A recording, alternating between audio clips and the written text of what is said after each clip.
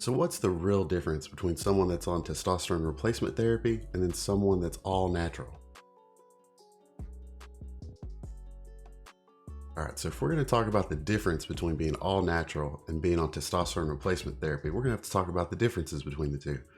Now, a lot of y'all know if you get blood work, when you get that blood work back for your testosterone levels, the reference range is usually 300 to 900 nanograms per deciliter. All right, so how is that even happening? How's that determined? First, your hypothalamus secretes GnRH. And this travels through its portal system down to your anterior pituitary, and then that pituitary secretes LH and FSH, which is luteinizing hormone and follicle stimulating hormone. LH is sort of the big one in this whole process here. Those quite literally just travel through your blood, and then when they get to your gonads, they just act on those receptors, okay? And then it tells your gonads to produce testosterone.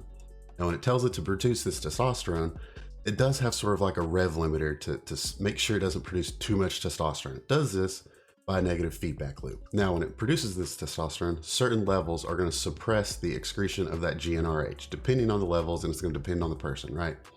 The other thing that it's going to do is it's going to sort of suppress the responsiveness of that GnRH on your anterior pituitary. So essentially it just levels itself out to where it wants to be, where your body wants its testosterone level to be.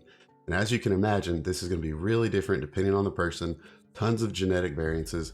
I mean, that reference range 300 to 900, that's a big reference range, and I've seen people all over that. Now, the key to this big argument is the fact that GnRH is pulsed every 1 to 3 hours, okay? It's not a steady stream of GnRH, it pulses, okay? And that depends on a lot of different factors. But when it pulses, you would think that the LH and FSH, that sort of pulses too.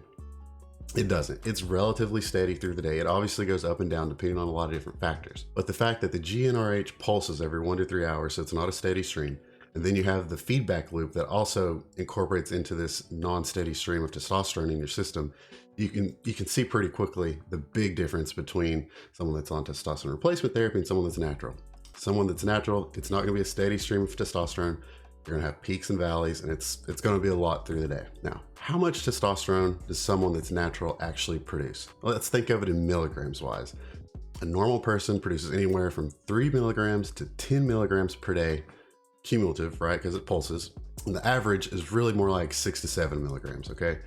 That's kind of shocking, isn't it? Because if you think of it in a week long, that means you're only getting about 50 milligrams of testosterone, in a good case, per week. 50 milligrams per week compared to how much someone might take that's on TRT. So think about that. That's the first big difference here. Okay, so that's kind of shocking because most physicians are going to prescribe testosterone, which is usually around 200 milligrams per week. Now, if you look at my other videos about half-lives and how you can account for the different esters, you'll know that that's about 140 milligrams of actual testosterone compound in your system, okay?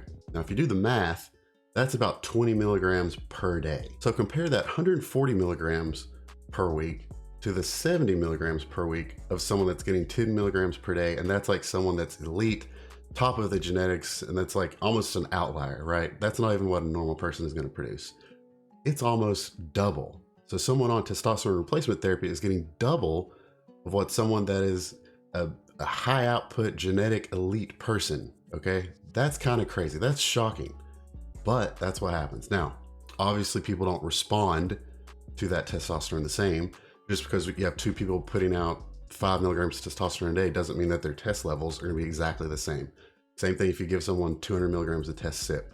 Two people are going to respond different. Their blood tests are going to be different. All right, so this is a cool website called steroidcalculator.com. You can put in any steroid you're taking and you can basically plot your entire cycle. It's really cool.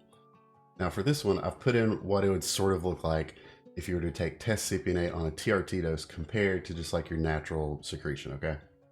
Now, if you see the big up and down spikes up here at the top, that would be like taking test SIP, and then the little ones would be more closely related to your natural production. Now, the big thing is obviously it's double. We know that it's gonna be twice as much, but look at the peaks and valleys, how small they are. Now this is on, all right, now this is on an injection for TRT every 3.5 days, so like twice a week.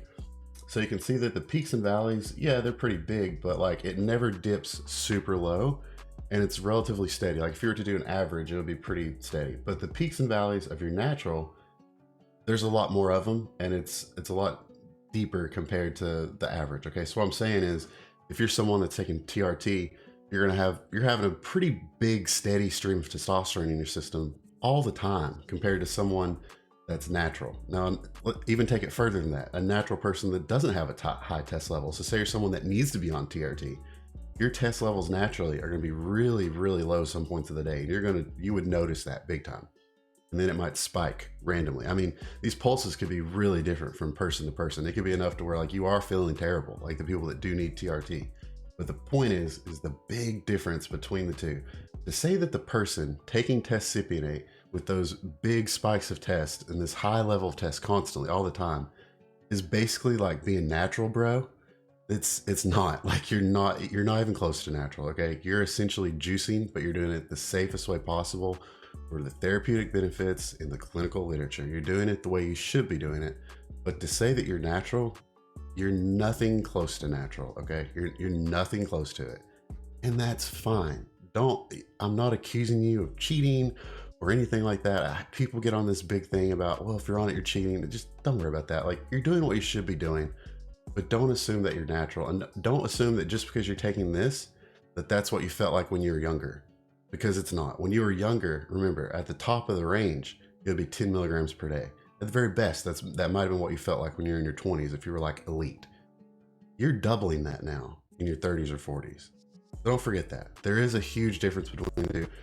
And remember, if you're natural, tons of things can have a difference on how high or low your testosterone levels are. Lifestyle, diet, training, recovery, sleep, supplements. I mean, there's tons of things that make a difference. But chances are, when you get to a certain age, you should take TRT. You shouldn't be scared to do it. But at the same time, you shouldn't think that it's just like you're natural. Like if your buddy is natural and you're on TRT, you're not the same. So that's what I have to say about that. Okay. Leave a comment down below if you agree or if you think I explained this really weird for some reason. Okay. Thanks for watching.